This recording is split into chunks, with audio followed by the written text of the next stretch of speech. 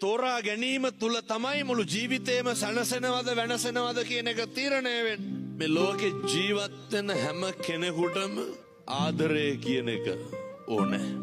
කැමැත්තයි ආදරයයි පටල ගත්තාම මේ දෙක ලියා ගන්න බැරි වුණාම තමයි දැන් මොහොම බණ අහන ගමන් හදවතට තට්ටුවක් දාලා බලන්න ඕනේ මං තුල ඇති වෙලා තියෙන්නේ මගේ සහකරුවා සහකාරිය තුල මගේ පෙම්වතා පෙම්වතිය තුල කැමැත්තක්ද ආදරයක්ද? කැමැත්තක් ඇති වුණාම වෙන් වෙන්න බැරි හේතුව මොකක්ද? අපි කැමැති කට්ටිය අපෙන් ඈත් වෙලා යනකොට ඒක දරා ගන්න බැරි වුණාම අපි ඕන තරම් දන්නවා දැන් අවුරුදු 3-4කට කලින් ඉඳන් මේ අහන්නත් අප්‍රසන්න සිද්ධි දලා බෙල්ල කපලා යනවනේ. එහෙනම් ජීවිතේ පුරුදු වෙන්න අර කැමැති වෙනවට වඩා ආදරය කරන්න පුරුදු වෙන්න.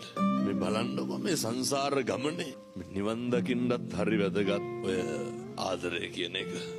අග්ග සව් දෙනම අසංකේය වූ කල්ප ලක්ෂයක් පෙරම් පුරනවලු.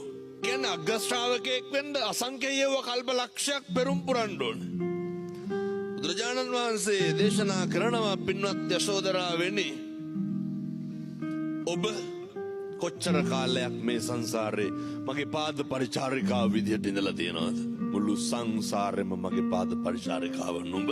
ඒ මුළු සංසාරෙම බුදුරජාණන් වහන්සේ දෙපැත්තේ දෙපස හිටපු සේරම ළඟ ඉඳලා නැද්ද? මුළු සංසාරෙම ළඟ ඉඳලා තියෙන්නේ. මුළු සංසාරෙම හෙවණැල්ල වාගේ ඉඳලා තියෙන්නේ. අවසාන රාත්‍රියේ අභිනිෂ්ක්‍රමණය කරනකොට බෝධිසත්වෝ කියනව නේද චන්න ඇමතිට මේ කියනවා මේ කන්තක සූදානම් කරන්න. නිරංජනාවෙන් එතර වුණාට පස්සේ චන්නයි බෝධිසත්වෝ ඉපිටේ තියාගත්ත කන්තක ආභරණ ගලවනකොට අන්තක ක්ලාන්ත වෙනවා. අන්තක දෙවෙනි වතාවට ඔලු උස්සලා බලනකොට බෝධිසත්වෝ කෙස් රැටිය කපලා දරා ගන්න බෑ මේ තිරිසං සතාගේ පපුව පැලිලා මැරෙනවා.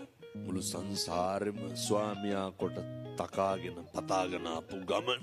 රොදරා උත්තමාවිය බෝධිසත්වයන්ට බුද්ධත්වය ලබා ගන්න මේ මහත් සංසාරේ පාරමිතා පුරන්න බිරිඳක් විදිහට ආධ්‍යාත්මික ශක්තිය දුන්නේ කවුද? දරුවෝ දන් දෙනකොටත් ඉවසලා දරාගත්තේ කවුද? නිකමට අම්මගෙන් අහන්නකො අම්මේ තාත්තා පතනවද කියලා මුළු සංසාරෙම හම්බයන් කියලා. අත්තගෙන් අහන්නකො තාත්තේ අම්මව ප්‍රාර්ථනා කරනවද නිවන් දකින්නකම්ම කියලා. අම්මා කී ගමනක් කියලා දෙනවා මේ ඔයාලා හින්දා හිටියේ කියලා. අර පෙම්වතුන් පෙම්වතියන් විදිහට ගෙවන ආලසීමාව තුල ඒ ආදරය තුල තිබ්බේ අනේකගේ සුවය එකගේ කැමැත්ත. ආදරය තුල කවදාවත් තරහක් තියෙන්න බෑ. ආදරය තුල කවදාවත් වෛරයක් තියෙන්න බෑ.